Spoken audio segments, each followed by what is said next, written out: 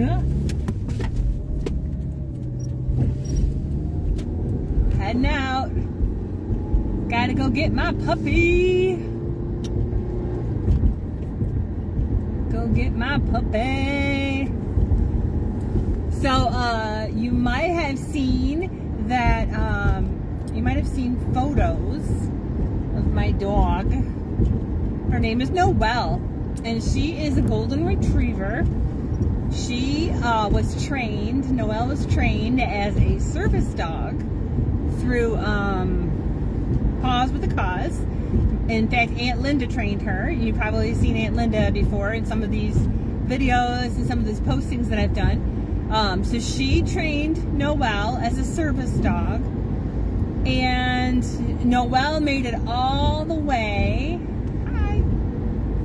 Whoever's watching, I am on my way to pick up Noelle from the groomers, because she has long hair, being a golden retriever, and she gets mats, and then her nails seem to grow really fast, and we don't have a lot of like concrete and like sidewalks and stuff that she can walk on to like naturally kind of grind them down, so she has to get groomed. So I'm getting ready to go get her. But so she was trained as a service dog through Paws with a Cause, and I think Aunt Linda says she made it all the way to like a prison. But she flunked out because she could not like tolerate like the loud noises. So she is our dog now, because Aunt Linda posted and said, hey, I have this puppy. Well, she wasn't a puppy at the time. I think she was at least a year old. Anyway, she says, I have this dog I trained who needs a home, who can't necessarily be a service dog. Is anyone interested? And I was like, I'll do it. Yeah, sure, why not? And Chief, my husband, was out of town at the time, and so I had posted that, yeah, sure, we'll take her.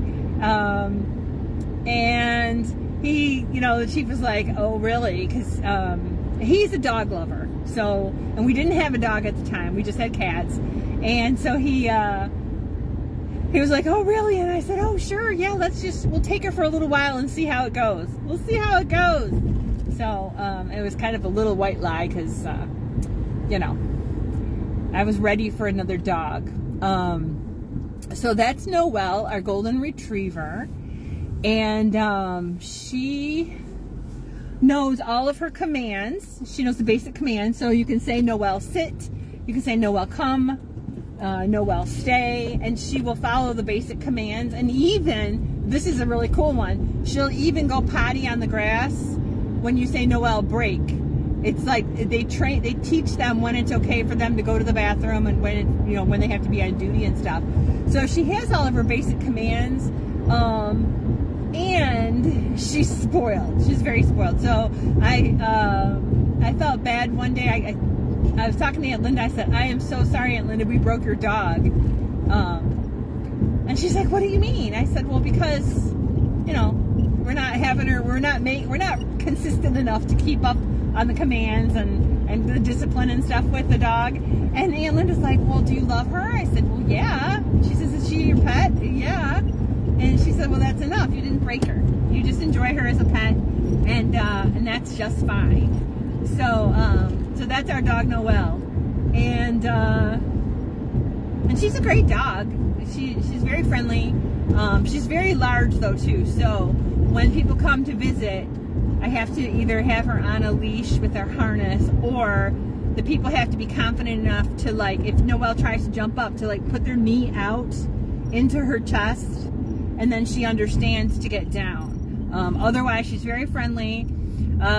She's called a golden retriever, but she doesn't bring it back. So you throw things out, and they don't come back.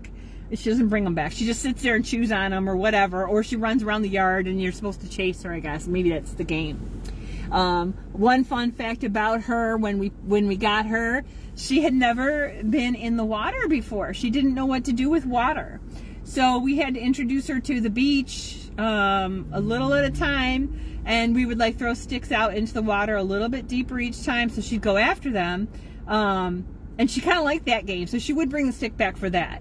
And then if if there's like big rocks or something in the water, she will actually put her snout under the water to get the rocks out, to pull them out. So she's a good dog. She doesn't do a lot of digging. Some dogs do a lot of digging of holes and stuff.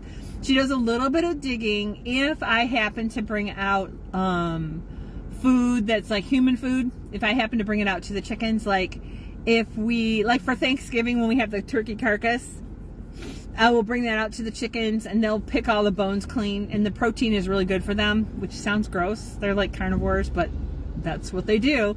Or if there's pizza, if there's some kind of human food that she really likes, then she'll try to kind of dig a little bit, like to get into the chicken run, and I always have to correct her with that. But she's a good dog. She goes with me everywhere I go, unless I'm like out and about. I don't bring her on errands. I don't bring her to Home Depot or Lowe's, like the big box stores and stuff. And in fact, I am afraid of dogs.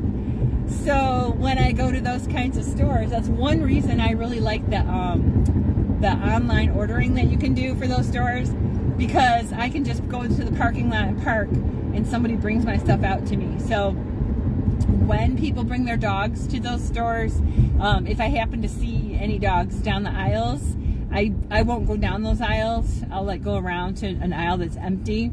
And if the people are with their dogs at the counters, like in line, I'll just avoid that area until I can, until the dogs are not there, because I am afraid of dogs. And when I first started dating Chief, my kids were real little, and he had two chows, I think that's what you call them, and they were very protective over him. So nobody could get near them, near Chief, while they were around. They always inserted themselves in between, like Chief and I, or the kids and I, or whatever. And so they were very protective. I didn't really do much with them at all, except maybe feed them scraps, or try and talk nice to them. I just kind of stayed my distance. When we were growing up, my parents would take in rescue dogs that were also very aggressive. So I've got scars on my hands where I've been bit by the dogs. And so it's made me leery this whole time about dogs. Now cats, on the other hand, I have no issues with cats. But I also, when I raise cats, I raise them not to do there's no hand play. We do no hand play. I don't want them getting used to that at all. And so the cats we have, people will say, "Oh my gosh, your cats are so nice." And I always thought, like, how could they not be nice? Because I don't know. I don't know if it's how you raise them or the kinds that you get or what, but I've never had like a really mean cat before, which is good because I probably couldn't keep it. I'm not going to keep animals that are going to be mean.